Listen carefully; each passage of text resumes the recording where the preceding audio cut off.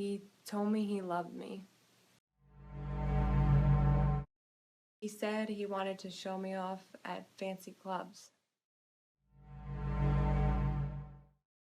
He showered me with extravagant gifts, and he's even buying me an evening gown. I call him the Christian Grey of Second Life.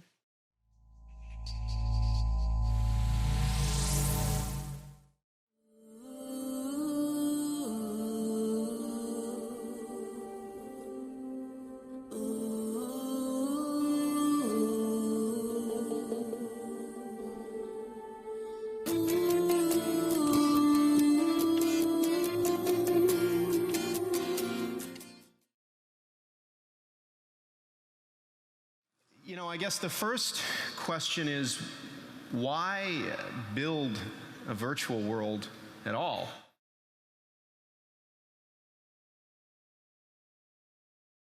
If you think about going into space, it's a fascinating thing. So many movies, so many kids, we all sort of dream about exploring space. Now, why is that? Stop for a moment and ask, why that conceit? Why do we as people want to do that? I think there's a couple of things, and it's what we see in the movies. You know, it's what's this dream that we all share. One is that if you went into space, you'd be able to begin again. In some sense, you would become someone else in that journey, because there wouldn't be, you'd leave society and life as you know it behind, and so inevitably you would transform yourself irreversibly, in all likelihood, as you began this exploration. And then the second thing is that there's this tangible sense that if you travel far enough, you can find out there, you have no idea what you're going to find once you get there.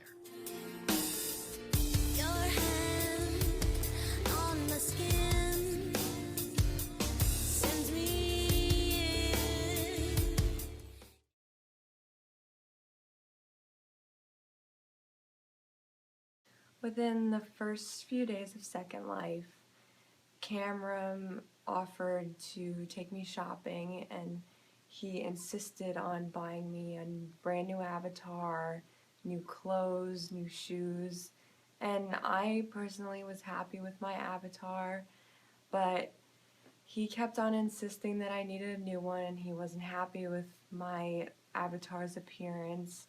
And he made it clear that he thought that my avatar was ugly and the appearance was just unacceptable. Why are you trying to change me? He wanted me to look a certain way for him. You're screwed up and brilliant, look like $1 million man. So why is my heart broke? Considering that he's giving you all these luxuries, did you ever ask him what he does for a living? Well, I noticed over his avatar he has a title, and it says CMNF Executive, and I never knew what that meant, so I went and I did some research on it. And CMNF stands for Clothed Male, Nude Female, and it's a Second Life business where they have sexy office role play, and the female is expected to be fully nude or in sexy office attire, while the man is only supposed to be showing one part. So I confronted him about this, and I asked him if he was part of the business, and he claims that he just went in there one day, and when you go in there you have to pick a title, and he chose CMNF Executive, and I don't believe him at all, but he said that he was going to take me there one day, so we shall see. You got the world, but baby, at what price?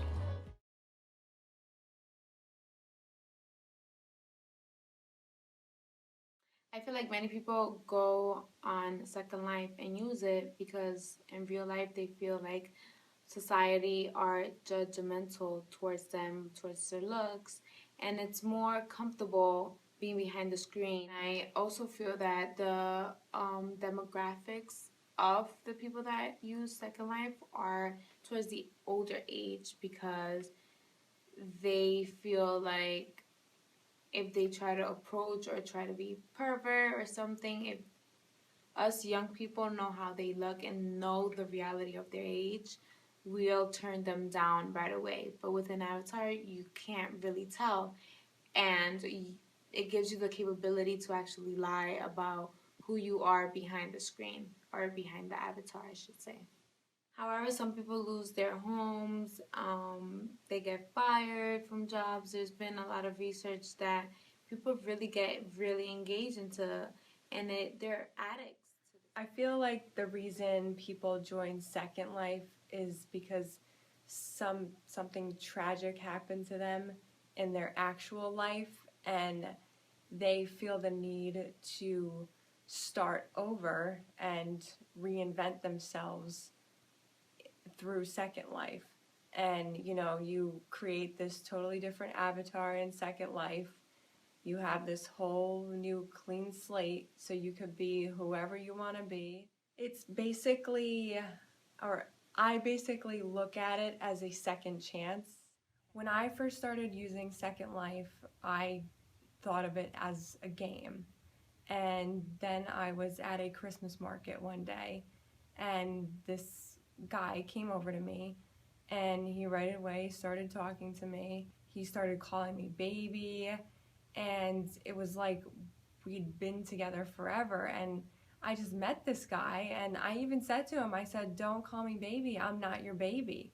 And he apologized several times, but then, I signed off and then signed on again, and he still called me baby, so I was like, you know what, whatever, he's gonna do it anyway.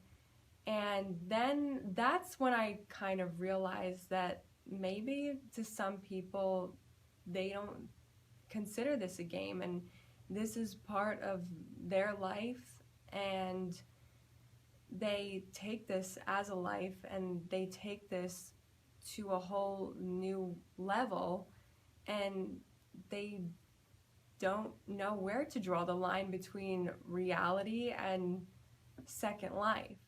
There was a point where Cameron told me that he loved me, and that's when I knew that this was getting serious and that this wasn't a game. And I kind of felt bad for interacting with him just as a game, because I didn't realize how serious he was taking this.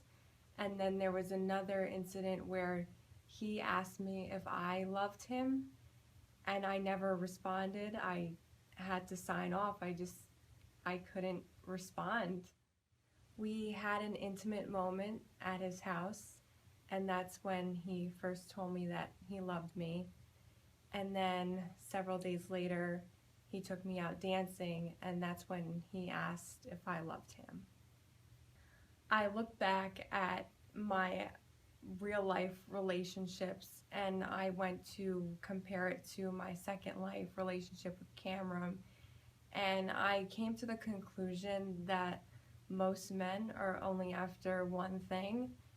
And that came to me one day when I signed on to Second Life, and I hadn't been there in a few days, so he was angry with me, and he told me that he had been hanging out with other nice female avatars, and I was kind of taken back by that, because then that brought back to memories of my past relationships in real life, and it kind of hurt.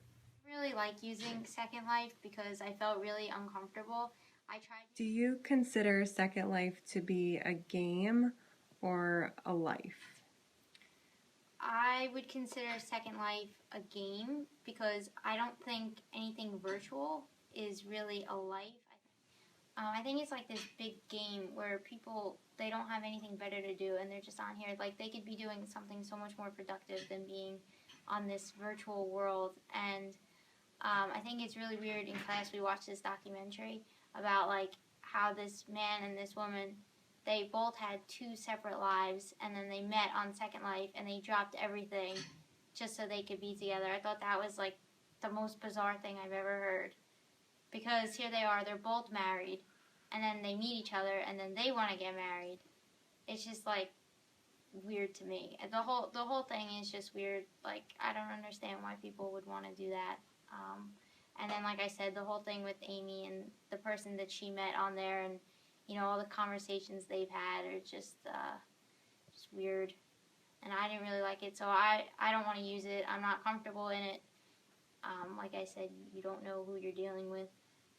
So yeah, that was my experience with Second Life.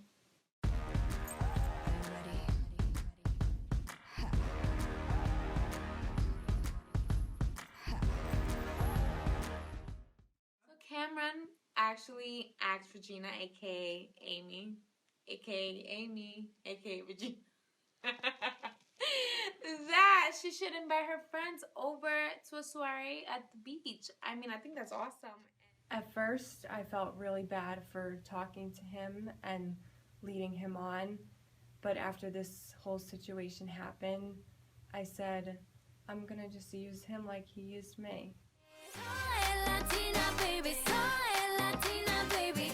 Okay, let's party, say ole. Soy Latina y la noche we own it, baby. Okay, let's party, say ole.